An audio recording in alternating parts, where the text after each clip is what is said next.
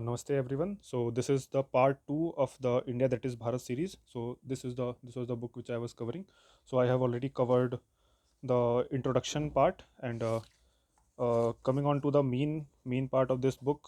This book has been divided into three sections by the author, which is none other than very famous J. Deepak. So three section this book has been divided. First section is about the coloniality and it has around five chapters.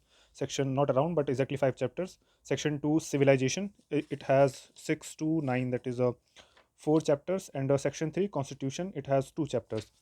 So first this is the section 1. First I will start with the section 1 and the first chapter of the section 1, that is colonization, colonialism, coloniality and decoloniality.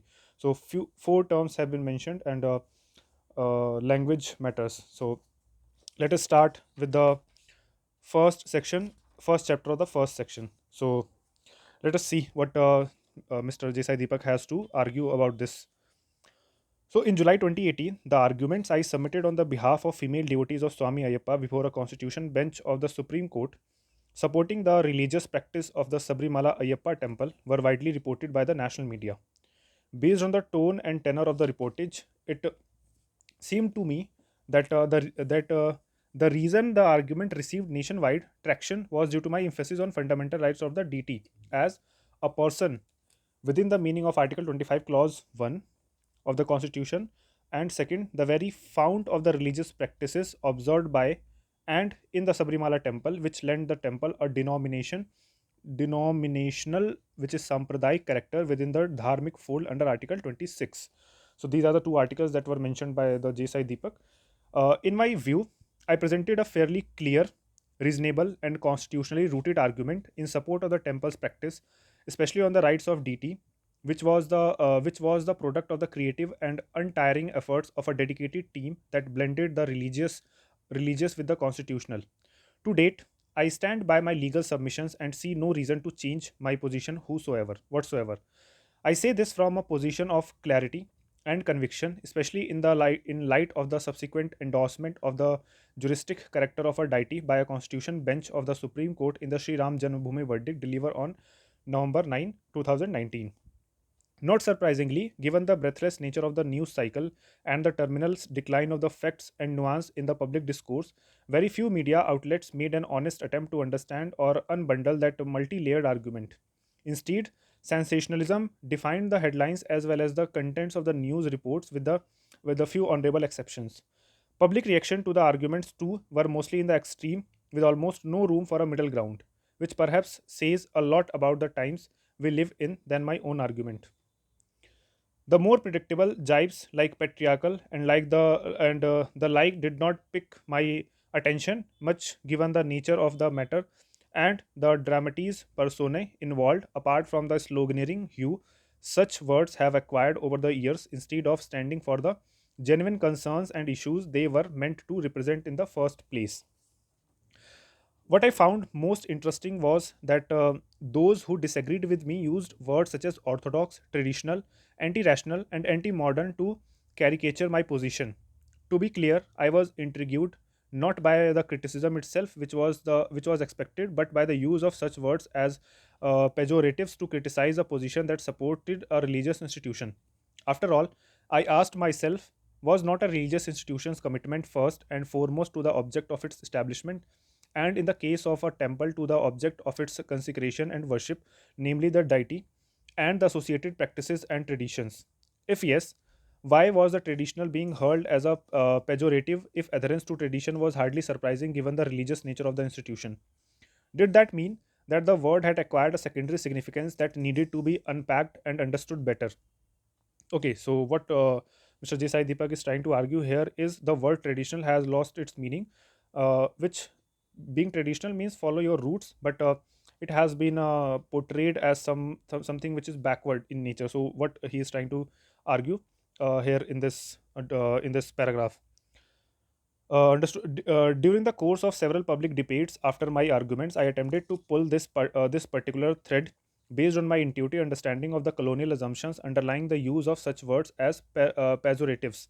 So, pejorative word is being mentioned again and again. So, let us see what is the meaning. In fact, in a public debate on the topic, a tug of war between constitution and faith, held at the Chennai International Center on 7th September 2018, I specifically spoke of the need to remove the colonial lens while trying to assess and evaluate the constitutionality of the indigenous and Indic religious practices, such as the one followed by the Sabarimala Ayyappa temple.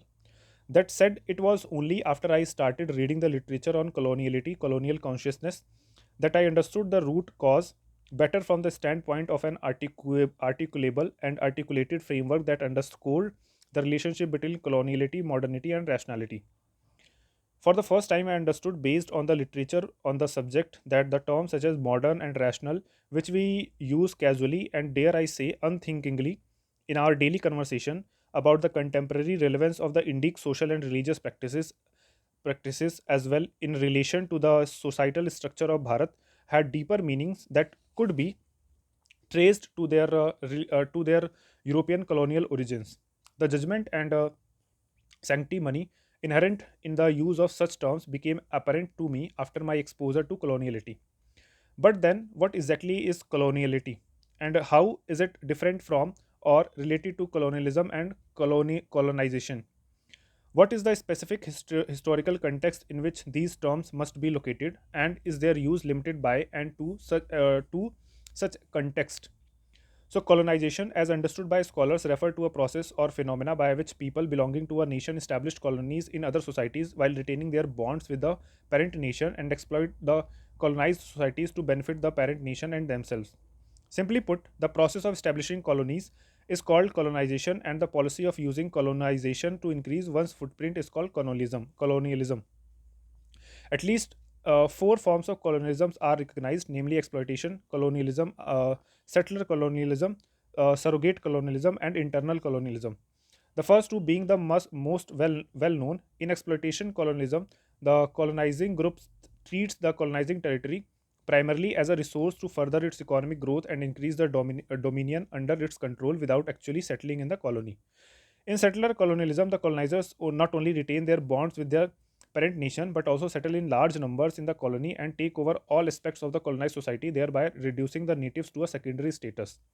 Coloniality refers to the fundamental element or thought process that informs the policy of colonialism and advances the subtler end goal of colonization, namely colonization of the mind through complete domination of the culture and worldview of the colonized society. In short, coloniality is the fount of the policy of colonialism that results in colonization, whose ultimate objective is to mold the subjugated society in the image of the colonizer. Therefore, implicit in the use of coloniality is cultural coloniality, which represents its all encompassing character. The process of culturally dominating the colonized society may be termed as colonialization. So, this is culturally dominating the society, colonized society, is termed as colonialization, okay, which is different from the overt process of colonization. Colonization is different. Colonialization means turning the society which you have colonized into, molding their thinking into yours. Although the world has seen other forms of colonization, hence coloniality prior to the European version, which the literature on coloniality acknowledges. The use of term coloniality in the literature is primarily with reference to the European colonization. In other words, unless indicated otherwise, coloniality means not just cultural coloniality but European cultural coloniality, while the response of the erstwhile colonized society, primarily Latin American, to European cultural coloniality in order to reclaim their agency over their consciousness and subjectivities has been termed decoloniality. Scholars agree that every society has the right to define coloniality and therefore decoloniality for itself based on its own history and experience. However, the general consensus appears to be that of all the sources and forms of colonialism and coloniality the world has witnessed, none equals the European version, specifically Western European colonialism, in its reach, omnipresence, and recorded longevity, which continues to affect both erstwhile colonized societies and rest of the world. To be clear, in discussing European colonialism and coloniality, the literature include Western imperialism, since the latter is seen as a descendant of and a successor to European colonialism. Consequently, scholars have directed their energies at understanding the coloniality of European colonism as well as its successor, Western imperialism, both of which has been collectively referred to as the Eurocentrism and Western centrism or Western normativism or North Atlantic abstract universal fictionalism. So, a lot of words has been used by the author. So, the origins of Eurocentrism, spawned by European colonialism and coloniality, have been traced to what has been referred to as the Age of Discovery or exploration, which started obviously with the Christopher Columbus in the 15th century when Christopher Columbus set out in 1492 to discover the New World, namely the non-Christian world. Columbus' voyage marked the beginning of the European colonialism and heralded a new chapter in the European history, which led to the emergence of new conceptions of time, space, and subjectivity that had tectonic implications for that continent and most importantly for others, that is, rest of the world. In fact, the investigative spirit of the Renaissance, which is believed to have started in the 14th century, is credited to have laid the foundations for the Age of Discovery.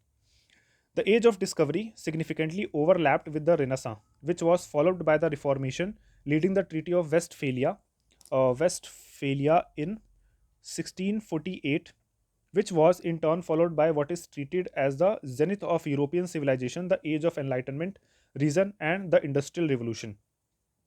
The use of the for each of these essentially European milestones by Europeans and the rest of the world is significant since it demonstrates the universalization of European history as the history of humanity, in particular its modern history.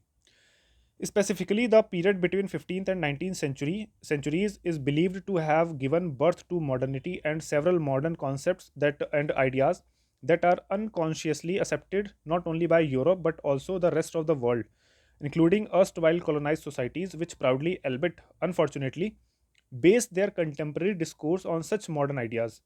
These modern ideas, modern in single quotes, these modern ideas have significantly affected and altered conceptions of nature, universe, human agency, religion, race, language, political organization of societies, the nature of state, its relationship with religion, conceptions of law and human rights, treatment of genders, science, notions of development, and more across the globe.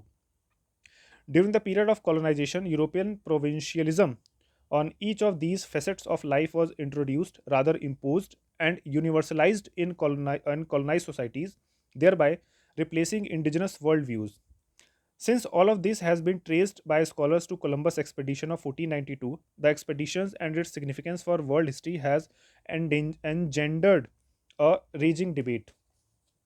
One school of thought, the modern school, believes that Columbus' voyage was and must be seen as a glorious and heroic achievement that marked the beginning of Christian West destiny to liberate non-Christian indigenous societies from their wretched existence. The second school of thought, the postmortem school, modern school, and the postmodern school, is seen as the response to Europe's claim over modernity and rejects the grand narratives woven around it. However, the school's opposition to modernism is largely in the realm of culture. The third school, the third school, namely the post-colonial school, which enjoys a significant overlap with postmodern thought and even draws from it too, rejects the universalizing claims of the Eurocentric albeit in the political realm. However, it uses the very same tools as the colonizer instead of deconstructing and questioning colonial presumptions. For instance, for instance, while the post colonial school focuses on the local, it tries to universalize the local, thereby falling prey to the same universalizing tendency of colonialism. In other words, the post colonial school certainly changes the content of the discussion but not the terms of engagement or the framework of the discussion, having imbibed the European penchant for universalization. The limitations of the post-colonial school, among other things, lie in its inability to see and comprehend the continued contemporary impact of colonial structures even after decolonization. The fourth school, namely the decolonial school, akin to post colonialism, challenges European universalisms, particularly in the political realm. It too believes that Columbus' voyage marked the beginning of one of the most repressive, bloody, racist, and genocidal chapters ever witnessed in human history that led to the extinction of several cultures and critically wreaked havoc on nature on an unprecedented scale. However, where the decolonial school differs from the post colonial thought in its identification of the element of coloniality, which, according to it, informed European colonization that began with the age of discovery. According to the decolonial thought, European coloniality gave birth to the cultural complex of modernity and rationality apart from the modern categories of religion and race. Importantly, according to the decolonial school, post colonialism gives the impression that the colonial mindset or consciousness ended with the decolonization, when in fact it has survived decolonization and continues to impact decolonized independent societies. Also, the decolonial school rejects the totalizing universalist claims of Europeanism in a much more balanced fashion. That is, instead of treating the European position as the sole universal benchmark, decoloniality prefers to treat it as but one of the options or subjectivities within the global pool of thought. Therefore, it rejects Europe's monopoly over time, space, and subjectivity. It is important to understand these critical distinctions because it is easy to conflate and confuse the decolonial position with the post colonial. Decolonial scholars have gone a step further to claim that while post colonialism is a state of affairs, decoloniality is a state of mind, just as coloniality is. These finer aspects will be discussed in some detail in ensuring portions of this section of the book after the examination of coloniality as conceptualized and understood by the decolonial school. According to the decolonial school, the celebration of the age of discovery by proponents of Europeanism, that is, European supremacism, is understandable because the period was preceded by the Dark Ages for a millennium for Europe. However, since the rest of the world did not live in the dark ages prior to the 15th century, the celebration of the age of discovery by several erstwhile colonized societies is truly tragic and naive. This is because it shows that such societies have not even scratched the surface to understand the racial and religious supremacist character of the age of discovery and the European milestones that followed it, including the Enlightenment. They are obvious to the impact of the Enlightenment on their ability to evaluate their own histories and cultures, sans the shame, judgment, and sanctimony induced by it. Decoloniality, therefore, seeks to restore the dignity of indigenities and their subjectivities by unshackling them from the absolutism of European coloniality. These are the broad premises that inform decolonial scholarships, which must be borne in mind even while discussing region or country specific experiences with European colonialism and coloniality. It is these foundational premises of the decolonial school that warrant attention and make its understanding imperative for decolonized societies which are still grappling with coloniality. Interestingly, decolonial scholarship seems to have emanated from Latin America, which has contributed significantly to the understanding of the coloniality and the response to it. In fact, the better part of the scholarship largely revolves around the Americas, which includes North America, South Latin America, and the Caribbean, followed by Africa. One would have expected one would have expected Asian countries to lead the charge on this front, given that the continent is home to living civilizations and indigenous cultural systems that have survived several forms of colonialism, not just the European variant. In fact, the continued survival of these living civilizations makes them the prime target of coloniality in its present form, namely Western imperialism, and this makes the Asian voice all the more important from the standpoint of currency. And yet, Asia is not at the forefront of decolonial scholarship, which could indicate a deep seated, continuing, and unconscious coloniality in Asian societies, notwithstanding the survival of their cultural systems. This, as we shall see, is attributable to the predominance of post colonial thought in Asia and in the Middle East, especially Bharat and Palestine. Also, the literature that exists on Asia in relation to coloniality from a decolonial perspective, even where it presents a subjective and contextual view of the Asian experience with coloniality, appears to intimate the works of the Americas and Africa. It is true that there are broad similarities in the colonial experience across continent, given the near identical aims, actions, and underlying coloniality of European colonizers, regardless of their nationalities. However, this should not have limited voices from Asia or voices that discuss Asia from capturing the diversity and peculiarity of their colonial experience better so as to contribute to the still nascent pool of the decolonial thought, such as the endeavor is overdue and would, in fact, be consistent with the decolonial thought since a universalizing approach to decoloniality would defeat its stated objective. In other words, decoloniality, by definition, accepts and underscores the need for subjectivity, contextuality, and local resistance to abstract universal definitions.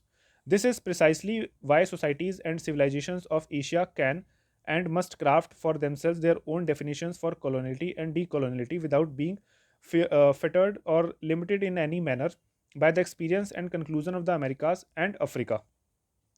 One of the reasons I believe that the Asian experience could impact the way colonialism, coloniality, and decoloniality are perceived is because while almost the entirety of the Americas and close to half of Africa have been converted to the religion of the European colonizers and about 40% to Islam, this is not the case with vast swaths of Asia. In stark contrast, the practice of pre-colonial faith system by quite a few countries of Asia, such as Bharat, makes them living indigenous civilizations to a significant extent. This makes a critical difference since decolonial scholarship, while being aware of the theological origins of European coloniality, appears to focus primarily on its racial aspects. This could be because in the geography of origin of decolonial thought, namely the Americas, colonized society have become almost entirely Christian.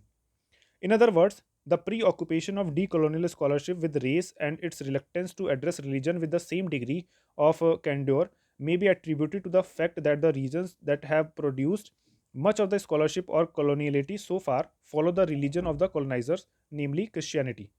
Their demographic reality perhaps offers an explanation as to their gaze being more alive to race than to religion, since reclaiming their indigenous religious identities may seem impossible despite having embarked on their decolonial journeys.